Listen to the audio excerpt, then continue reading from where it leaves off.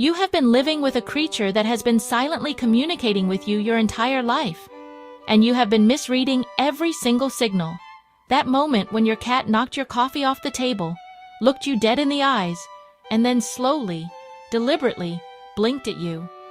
You thought it was arrogance, maybe even mockery. It was actually the closest thing a cat can say to, "I love you." And that little headbutt they gave you 10 minutes after you yelled at them for scratching the couch. That was not manipulation. That was a peace offering, a genuine one, just not the kind you were expecting. Because here is the thing, and this might genuinely change how you see your cat forever. Cats do not say sorry the way humans do, but they absolutely do try to make things right. And the way they do it is so sophisticated, so deeply wired into their biology, that most of us miss it completely. Today, we are going to break all of it down. The science, the specific behaviors, and exactly what your cat is telling you every time they try to patch things up after a tense moment. By the end of this video, you will never look at a slow blink the same way again. Let's start with the most important question. Do cats actually feel guilty? The short answer from science is no.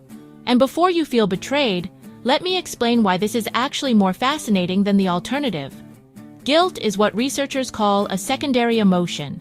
It requires something called metacognition, the ability to reflect on your own behavior, compare it to a social standard, and feel bad about the gap. That is an extraordinarily complex cognitive process. Even among animals, very few species show clear evidence of it. The American Association of Feline Practitioners, along with decades of ethological research, has concluded that cats simply do not have the neurological architecture for this kind of moral self-reflection. They cannot feel guilty about knocking over your favorite plant. They are not sitting in the corner feeling bad about the scratch they gave you during play. But here is where it gets interesting. Their wild ancestors evolved without tight-knit social structures. If tension arose, they dispersed. They left. No apology necessary, because there was no lasting relationship to protect. Domestic cats changed that equation. Over thousands of years of living alongside humans, they adapted to form genuine social bonds with us. They began to view us as part of their group, their family. And when tension enters a family, even a cat feels the disruption. So while they cannot feel remorse, they absolutely can feel that something is off, and they are hardwired to fix it. What you see afterward is not guilt, it is reconciliation. And the difference matters enormously, because reconciliation is real. It is intentional, and it is aimed directly at you. So what does cat reconciliation actually look like? There are 5 core behaviors that researchers and behaviorists have identified, and once you know them, you will start spotting them everywhere.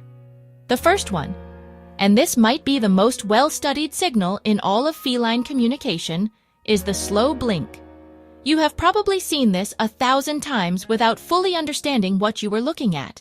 Your cat sits across the room. They are looking at you. And then, slowly, they close their eyes halfway, or all the way, and hold them there for just a moment before opening them again. That is not your cat being sleepy. That is your cat doing something deeply intentional. A landmark 2020 study from the University of Sussex, led by animal behavior scientist Karen McComb, tested this exact behavior under controlled conditions. Researchers found that cats were significantly more likely to approach humans who slow blinked at them, even complete strangers, than those who maintained a neutral expression. The slow blink actually changed how cats perceived the safety of a new person. What this tells us is that the slow blink is a cross-species trust signal. It is the feline equivalent of a relaxed, open smile. In the wild, closing your eyes around another creature is an enormous act of vulnerability. It means you do not feel threatened, and you are not a threat. After a conflict, when your cat locks eyes with you from across the room and gives you that slow, deliberate blink, they are extending an olive branch, and you can extend one right back. Try slow blinking at them. Research suggests they will respond. The second behavior is head bunting, sometimes called aloe rubbing or cheek rubbing, And this one is rooted in something even deeper than emotion. It is chemistry. Cats have scent glands embedded in their cheeks, forehead, and chin. When your cat presses their head against you, rubs their face along your arm, or bumps the top of their head into your chin, they are depositing pheromones, invisible chemical signals that mark you as part of their group. This is not random affection. This is your cat literally rewriting the scent map of their world to include you as safe, familiar, and bonded. After a tense moment, this behavior is specifically about restoring what got disrupted. The emotional turbulence created a kind of distance, even if just a psychological one. Head bunting is their way of closing that distance, chemically, physically, and socially, all at once. Think about that. The next time your cat nudges their face against your hand after a rough moment, they are saying, "You still belong to me, and I still belong to you." The third behavior might be the one that catches people most off guard. Purring. Most people know that cats purr when they are happy. What is less widely understood is that purring is far more complex than a simple happiness signal. Cats also purr when they are stressed, when they are in pain, and when they are trying to self-soothe. A 2009 study from the University of Sussex identified something remarkable. Inside certain cat purrs, a high-frequency component embedded within the lower rumble, operating around 380 Hz. This embedded frequency activates the same part of the human brain that responds to a baby crying. It is literally designed, through thousands of years of co-evolution with humans, to pull at our nurturing instincts. After a conflict, when your cat climbs into your lap and begins purring intensely, combined with pressing their body against you or kneading, they are doing multiple things simultaneously, soothing themselves, trying to soothe you, and using a frequency that their biology has fine-tuned, specifically to soften human resistance. That is not manipulation. That is sophisticated, cross-species, emotional communication. The fourth behavior is kneading, and this one takes us all the way back to kittenhood. Kneading, that rhythmic alternating push of the front paws, originates in the nursing behavior of newborn kittens. When they nurse, kittens knead against their mother's belly to stimulate milk flow. It is associated with warmth, safety, comfort, and the strongest bond a cat ever forms. Adult cats retain this behavior as a self-soothing mechanism, and they use it most when they feel vulnerable or when they are trying to re-establish a sense of security. After tension, after something that disrupted the calm of the household, kneading is your cat returning to their emotional baseline and inviting you to return to yours. When they knead on you specifically, they are connecting you to that deep reservoir of safety. That is a profound thing, whether they know it consciously or not.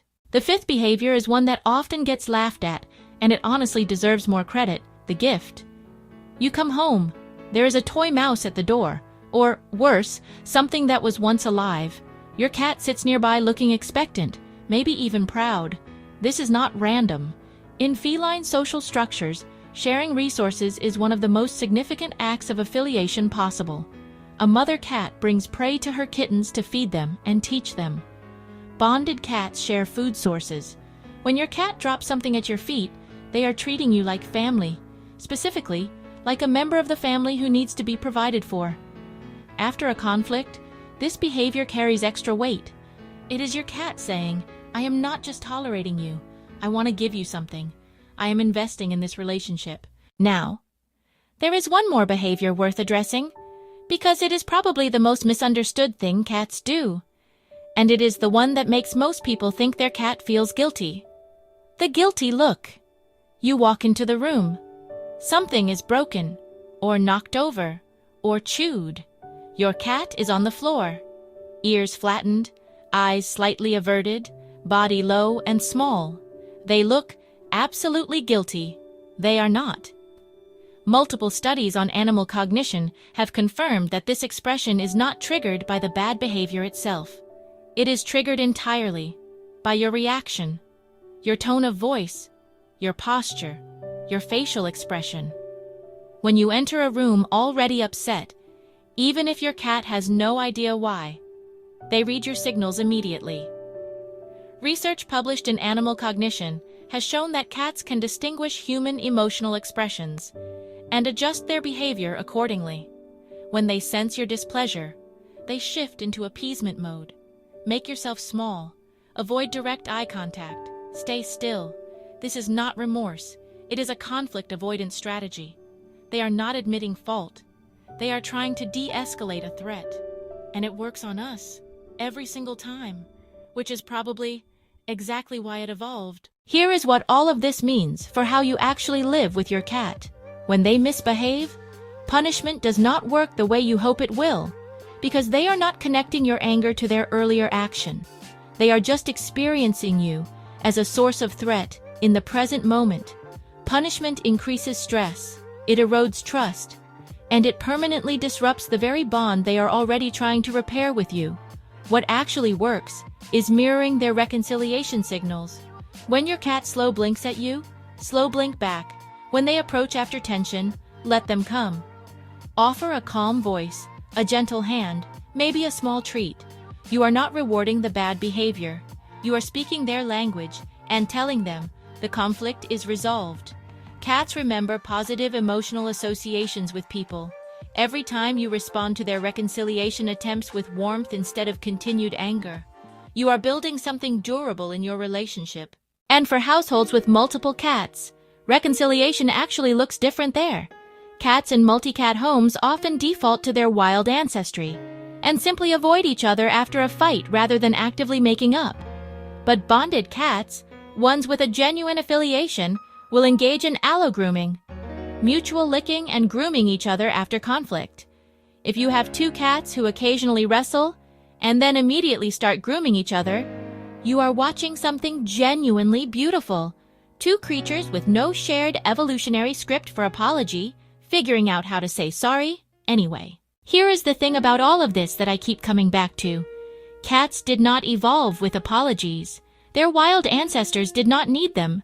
There was no social contract, no community, no relationship to preserve across time. And yet, here they are, pressing their face against yours, rumbling at a frequency tuned to your nervous system, giving you their eyes, in the most vulnerable gesture in the animal world. They are not doing this because they feel bad about what they did. They are doing it because they feel the value of what you have together, and they want to protect it. That is not a lesser kind of love, just because it does not come with the words "I am sorry." If anything, it might be a purer one. If your cat has ever done any of these things after a tense moment, the slow blink, the headbutt, the purr that seems to reach right into your chest, drop it in the comments. I want to hear your stories. And if you want to go deeper into how cats actually experience the world and communicate with us, stick around. Like and subscribe. See you in the next one.